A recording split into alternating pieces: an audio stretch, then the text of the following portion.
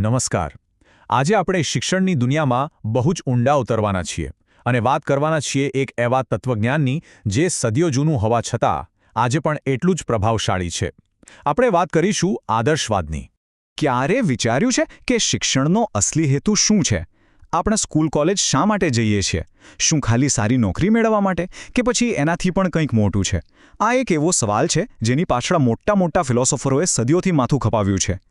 તો આ મોટા સવાલનો એક બહુ જ પાવરફુલ જવાબ છે આદર્શવાદ. હવે આ શબ્દ થોડો ભારે લાગી શકે, પણ એનો કોન્સેપ્ટ સિમ્પલ છે. આદર્શવાદ શું કહે છે? એ કહે છે કે આપણે જે દુનિયાને સ્પર્શી શકીએ છીએ, જોઈ શકીએ છીએ, એના કરતાં પણ વધારે સાચી દુનિયા આપણા વિચારોની, આપણા મનની છે. અને હા, આ વિચાર કોઈ નવો નથી. એના મૂળ છેક પ્રાચીન ગ્રીસમાં પ્લેટો જેવા મહાન વિચારકો સુધી જાય છે. અને આ બધી વાતનો આધાર શું છે? તો જુઓ, આ રહી એ હાથથી લખેલી નોટ્સ જેના પરથી આપણે આ આખી સમજૂતી તૈયાર કરી છે. અને આમાં સૌથી પહેલું નામ કોનું છે? પ્લેટોનું. એમની પ્રખ્યાત બુક ધ રિપબ્લિકથી જ આદર્શવાદનો પાયો નંખાયો. એટલે જ તો પ્લેટોને આદર્શવાદના પિતા કહેવાય છે. તો ચાલો ફટાફટ જોઈ લઈએ કે આજે આપણે કયા કયા મુદ્દાઓ પર વાત કરીશું. પહેલાં સમજીશું કે શૈક્ષણિક આદર્શવાદ શું છે, પછી એના મુખ્ય સિદ્ધાંતો, શિક્ષણમાં એના ઉદ્દેશ્યો શું હોય, એનો ક્લાસરૂમ કેવો હોય, અને છેલ્લે આજના સમયમાં એનું શું સ્થાન છે. તો ચાલો શરૂઆત કરીએ એના એકદમ મૂળભૂત સિદ્ધાંતોથી.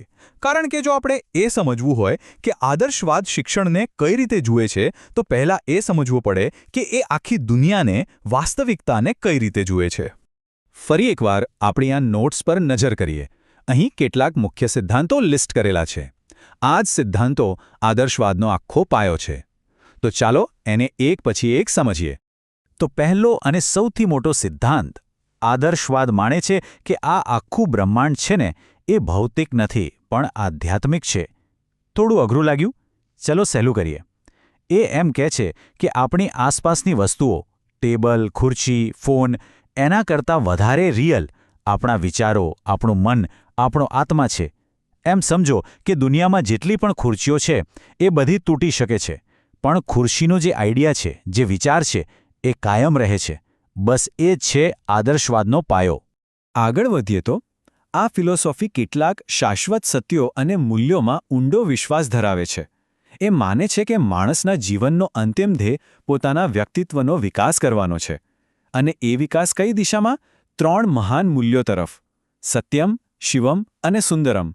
એટલે કે સત્ય, કલ્યાણ અને સૌંદર્ય. આદર્શવાદ મુજબ આ 3 મૂલ્યો જ જીવનના સૌથી મોટા આદર્શ છે.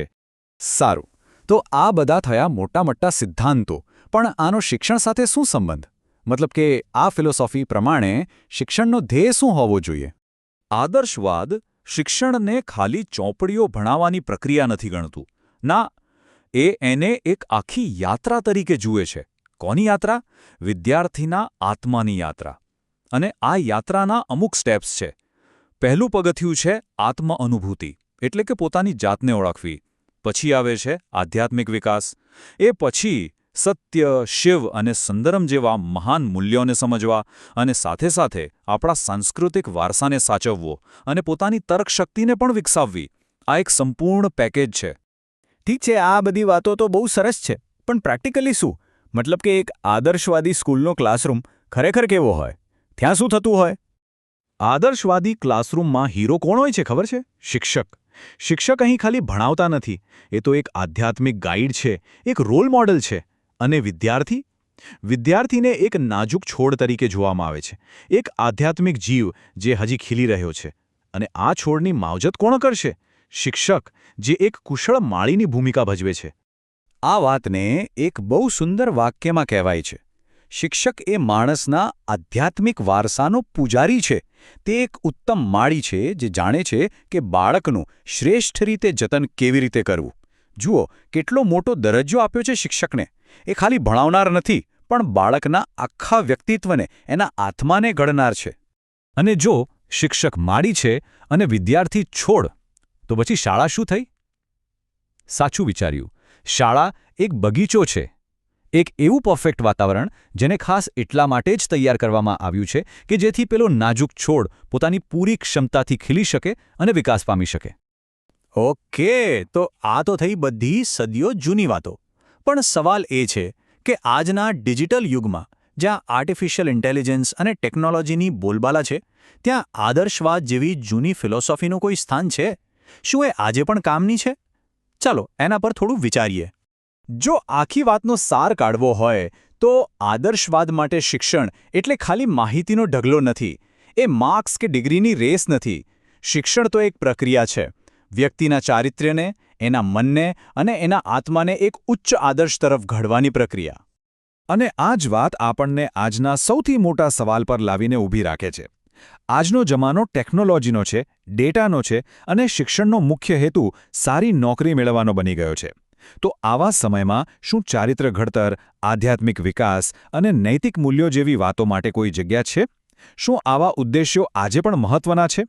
આ એક એવો સવાલ છે જેનો જવાબ આપણે સૌએ સાથે મળીને શોધવાનો છે.